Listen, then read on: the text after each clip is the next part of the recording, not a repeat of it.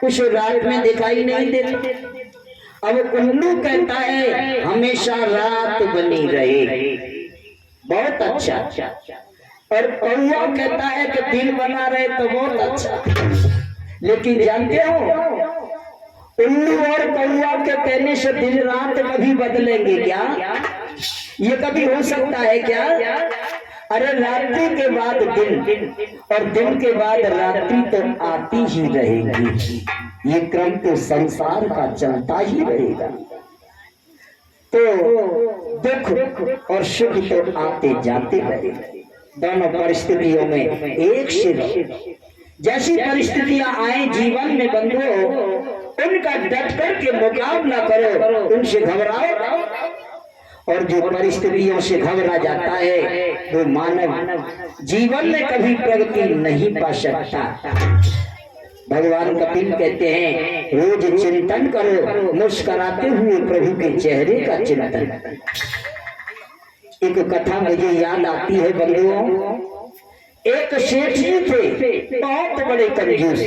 कोई सेठ जी होते भैया बुरा मत मानना। एक सेठ जी थे बहुत बड़े पैसे वाले, लेकिन कंजूस थे।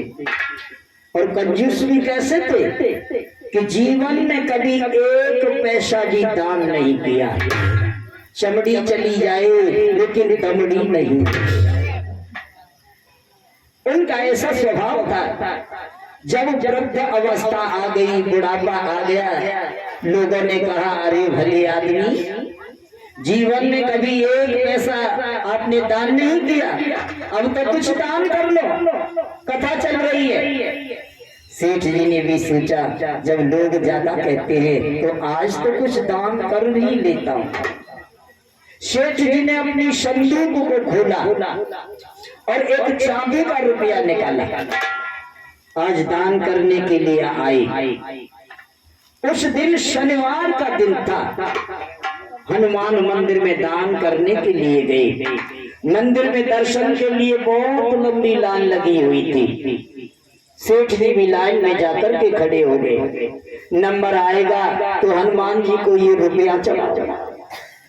अब बार बार मुट्ठी को खोल करके रुपया को देख लेते हैं सेठ जी, फिर मुट्ठी को बंद कर लेते और कहते हैं मित्र, मैंने जीवन भर तुझे अपनी संदूक में बंद करके रखा, लेकिन ये पड़ोसी, ये गांव वाले आज बहुत पीछे पड़ गए। भैया आज तक तुमको दान में देना पड़ेगा। बहुत देर के बाद जब सेठ जी का नंबर आया तो मंदिर में पहुंचे और मुट्ठी में जो रुपया था ना, वो बहुत देर से लाइन में लगे रहने के कारण मुट्ठी में जो रुपया था वो पसीने से गीला हो गया। अब वो रुपया हनुमान जी को चढ़ाने लगे सेठ जी। जैसे ही उन्होंने रुपये को गीला देखा, उन्होंने कहा मित्र तुम क्यों रोते हो, मुझे छोड़ करके जाना नहीं चाहते? तुरंत अपनी जेब में रख लिया और मंदिर से बाहर आ गए। वृंदावन बिहारी लाल की जय जय श्री राधे। परमात्मा कभी काल्पनिक नहीं होता। परमात्मा को काल्पनिक मान कर पूजा करना एक बहुत बड़ा अपराध होता है।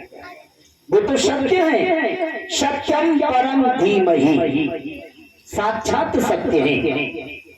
भगवान कपिल कहते हैं ऐसा मानसिक पूजन नियमित जो करता है, धीरे धीरे उसका मन एकाग्र हो जाता है। जिसमें तुम नजर डालोगे उसमें तुम्हें परमात्मा दिखाई देगा। और मैया मेरी तो ये मान्यता है, मैं ये जानता हूँ, ये मानता हूँ, उत्तम भक्त भी वही है मेरा। कौन? जिसने कण कण में रहने वाले परमात्मा को देखा, सबने देखा। उस व्यक्ति की मूर्ति पूजा में भी मैं उसे मिलने वाला। कण कण में रहने वाले मुझ परमात्मा को जिसने सब में नहीं देखा, माता उसकी मूर्ति पूजा तो ऐसी है जैसे राख में किया हुआ हवन। भगवत प्रेमियों, भगवान कपिल कहते हैं माता उत्तम भक्त तो मेरा वही है। कौन?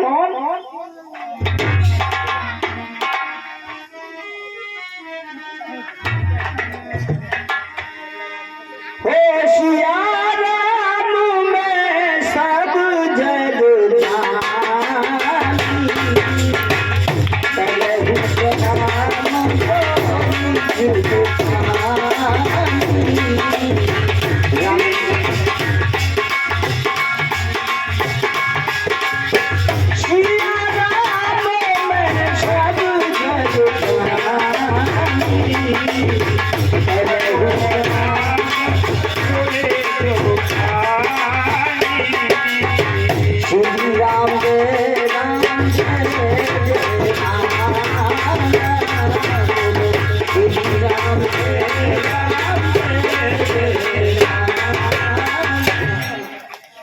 जो ऐसा नहीं करते।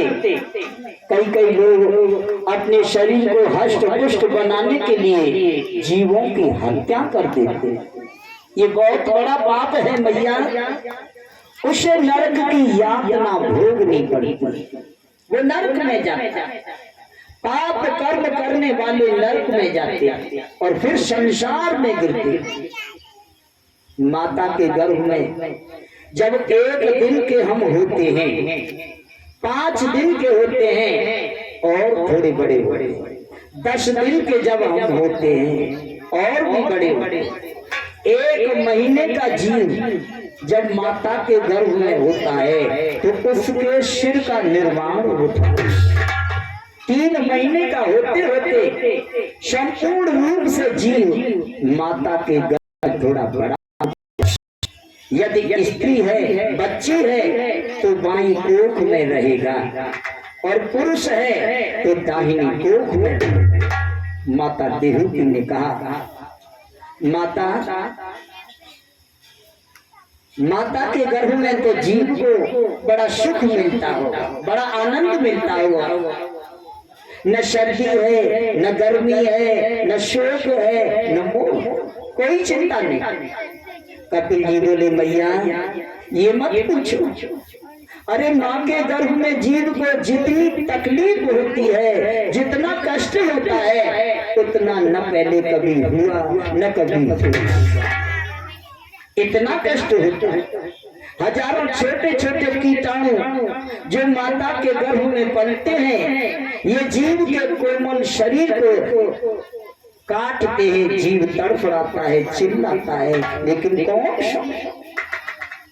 माँ कभी चटपटी वस्तु का सेवन कर लेती है, खा लेती है तो इसको कष्ट होता है। माँ कभी गर्म वस्तु का सेवन कर लेती है, इसको कष्ट होता है।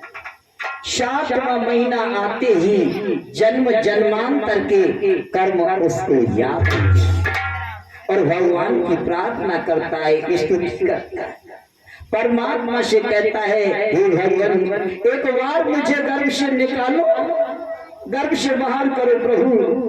ऐसा भजन करूंगा, ऐसा भजन करूंगा कि फिर कभी गर्भ में आना ही नहीं। भगवान कहते हैं तुम गर्भ में ही स्तुति करते हो और बाहर आते सब भूल जाओगे। जीव कहता है सत्य कहता हूँ, एक बार गर्भ से बाहर निकाल कर तो देखो, तो मैं कभी नहीं भूलूंगा।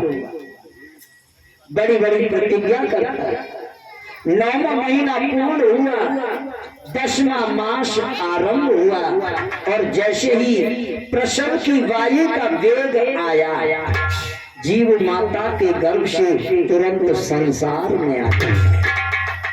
माता देवहूति ने कहा बड़ा अच्छा हुआ, गर्भ में बड़ी तकलीफ थी, बाहर आ गया, अब तो सुख मिले।